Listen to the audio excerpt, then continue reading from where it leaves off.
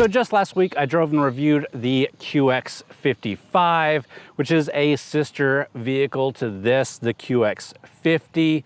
And it's really interesting to be able to drive them back to back and really see the differences and similarities between the two. So in this video, we're gonna be diving into the QX50, but we're also gonna be comparing it to that QX55 and seeing which one we think is better. Obviously, if you wanna see my full thoughts on the QX55, you need to go check out that video.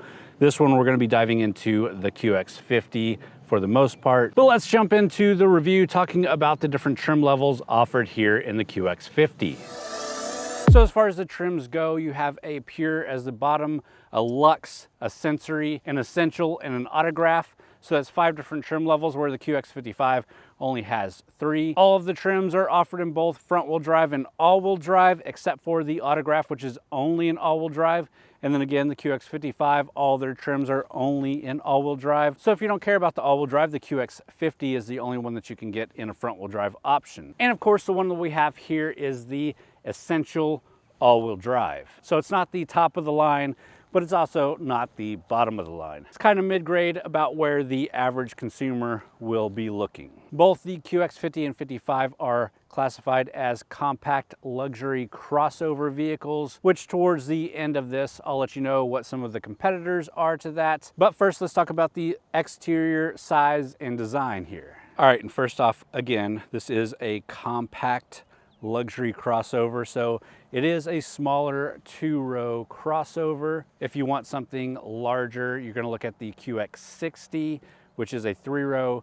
The QX80 is a big flagship SUV that is also a 3-row. But looking up front here, you can see that signature Infiniti design, that signature Infiniti grille. Lots of nice design cues, big bulges on the hood, flaring off of the fenders. We have the LED headlights with LED daytime running lights and LED fog lights here. You can see the chrome surround on the grille. We've got chrome on the handles, chrome on the roof rails, and chrome trim around the cabin. Those side mirrors are power folding side mirrors, as you can see. They also have the turn signal indicator integrated into the side mirror. And you can see that we do have the body color caps on there, so they match very well. Our wheels are 19-inch silver aluminum alloy wheels that look really good on this thing. And on the side, you can see the main difference between this and the QX55. This has a more crossover profile,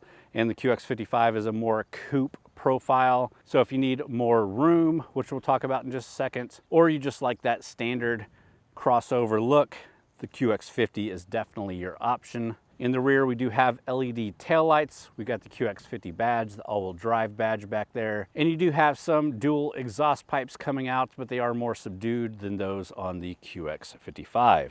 And while we're talking about the rear, let's talk about this power lifting hatch. Obviously, does power lift. And as far as cargo volume goes, you're looking at 31.4 cubic feet behind that second row seat. You can fold these down. It is a 60-40 split. Fold them down, and you're looking at 64.4 cubic feet total, which is quite a bit for a compact crossover. And comparing that to the QX55, you're looking at 26.9 cubic feet behind the second row and 54.1 cubic feet with the second row folded down. So almost 10 cubic feet more in the QX50, which translates a lot to the rear passenger comfort, which we'll talk about in just a second. But first, let's check out the engine under the hood.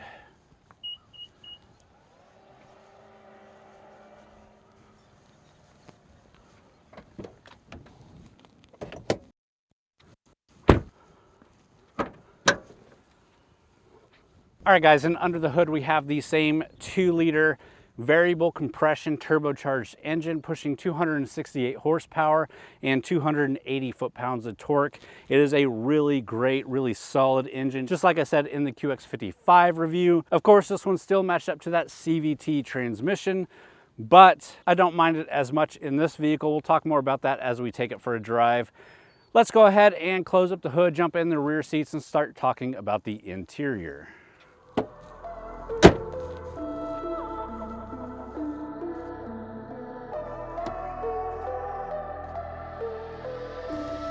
right, guys, and back here is where one of the bigger differences are between the QX55 and QX50. In the QX50, you definitely get more cargo volume, but also more just interior volume. So being in the rear seats is better. We have much more knee room, foot room, and a lot more headroom in this one. In the QX55, I could barely put a finger above my head. This one has plenty of clearance. These seats do kind of lean back a little bit as well, which is always good. We have a pull down armrest with some cup holders. We've got our own vents, USB type A and USB type C charging ports back here. And all in all, just a nice place to be. This one also has the driver's seat that pushes back as you turn the car off or get out of the vehicle to make it easier for the driver to get in and out. But sucks for anybody sitting in this rear seat. Even my kids kind of get crushed when it comes back. There's probably a setting to turn that off. I just never dug through the system on either of these cars to do so. But it's one luxury feature that I've never really liked, especially if you have kids. All right, with that, let's jump in the front seat, take a look at the rest of the interior, the tech in this vehicle, and then we'll take it for a drive.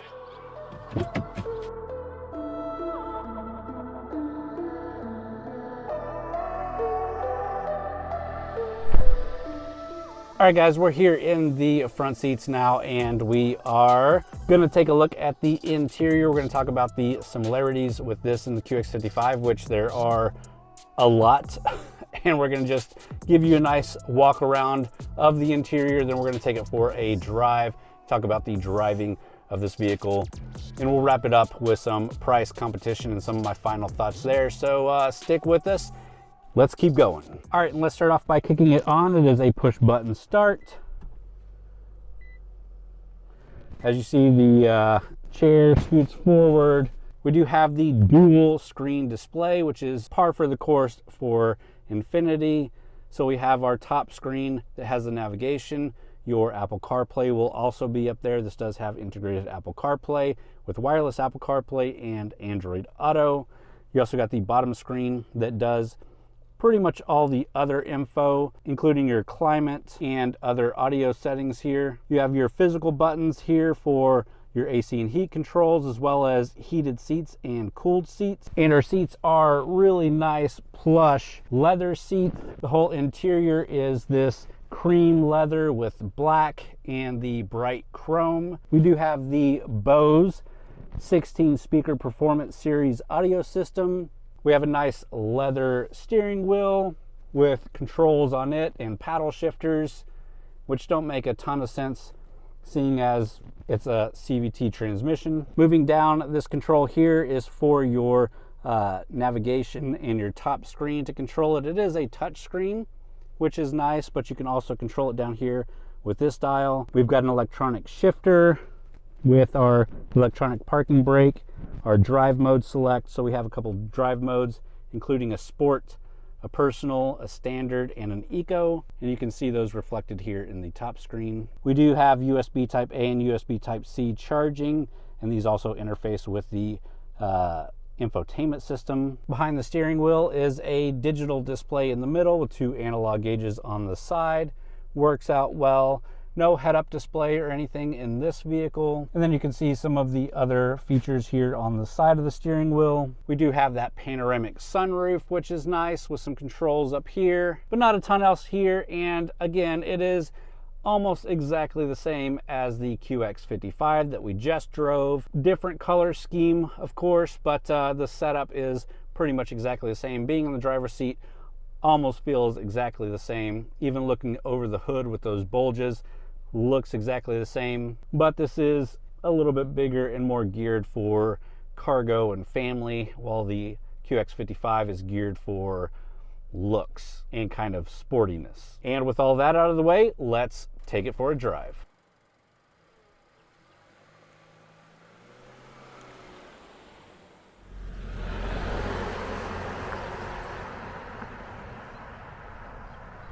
All right, so driving wise, obviously this feels super similar to the QX55, but I will say that this looks less sporty, so in turn it feels less sporty. It doesn't feel like you should push it as much being sporty. So the whole feel of the CVT transmission, which I didn't like in the QX55, feels a bit better in this vehicle. It's still a CVT, it still has its issues, but when it comes down to it for day-to-day driving, the QX50 is just fine. Most people probably won't even notice about the CVT. I know a lot of automotive reviewers probably rag on them more than we should, but to us, getting in and out of different vehicles every week, you can really feel the difference when you have a traditional geared transmission versus the CVT transmission. And when you're in a vehicle that you just want to be a good driving vehicle, it's tough whenever you're in a CVT and you just know it could be better.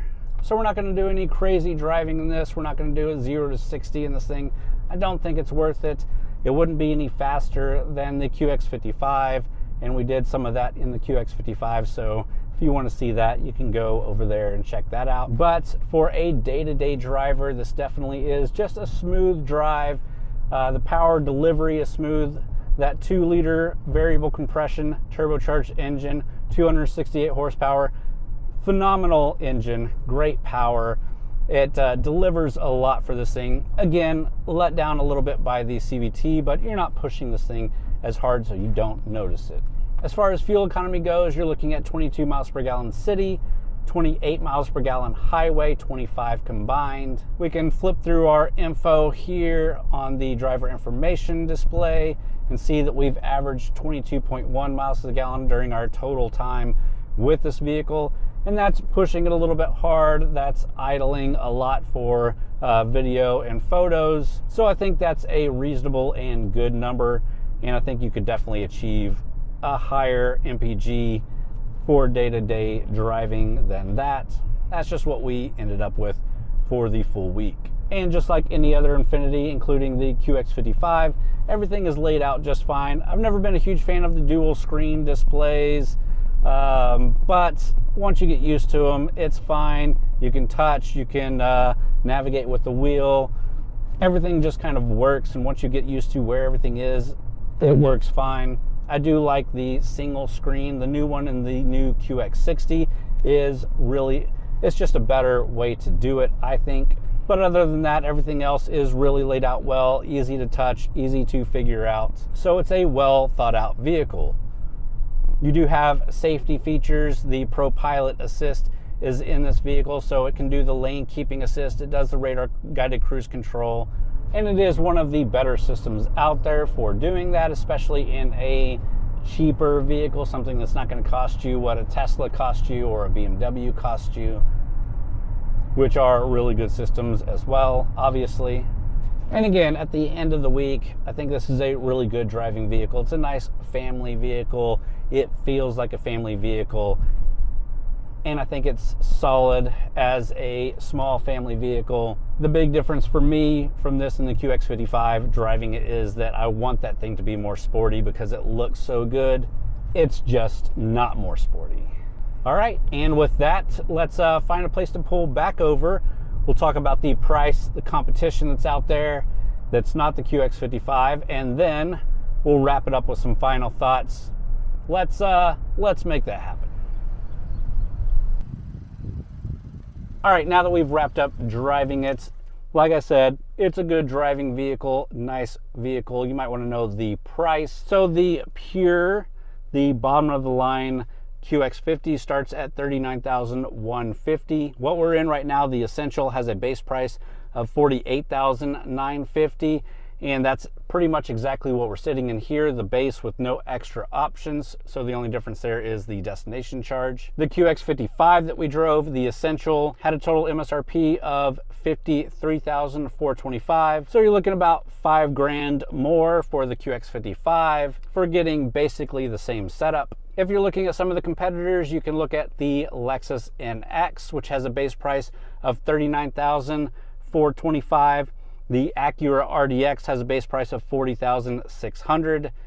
The Mercedes GLC has a base price of $43,850, and the Alfa Romeo Stelvio has a base price of $45,550. Now, each of those have their own quirks, good things, bad things, and some of them are a bit different than this, a bit more luxurious or a bit more sporty. So it kind of depends on exactly what you're looking for. Let me jump out. I'll give you some of my final thoughts on the QX50 and what I think about it compared to those, and then we'll wrap up the video there.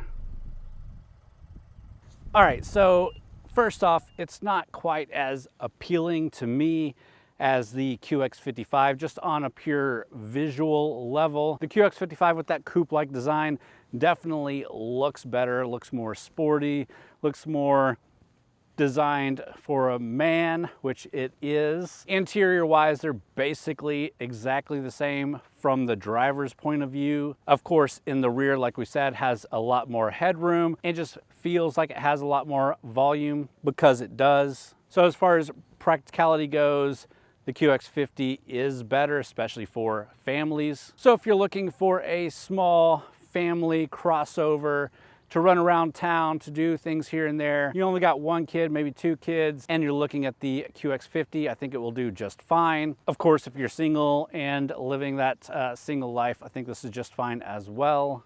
There are those other options that we talked about on the market, but for bang for your buck, I think the Infiniti always will serve you well. So if you like the design, you like what you're buying into, I definitely recommend it, but would also definitely suggest trying out a few other vehicles and seeing what you think. And with that, I hope you enjoyed the video. If you did, please give me a thumbs up. Leave me a comment down below. Let me know what you think about the QX50, especially the QX50 versus the 55. If you haven't already, subscribe to the channel. We do a different review every week. If you want to have more input into the reviews and what we talk about here, you should subscribe to the second channel where we do the quick look videos.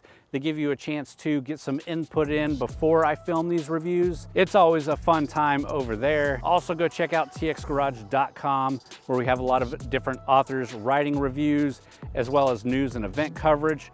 Lots of great content there. But again, thanks for being here. Thanks for watching.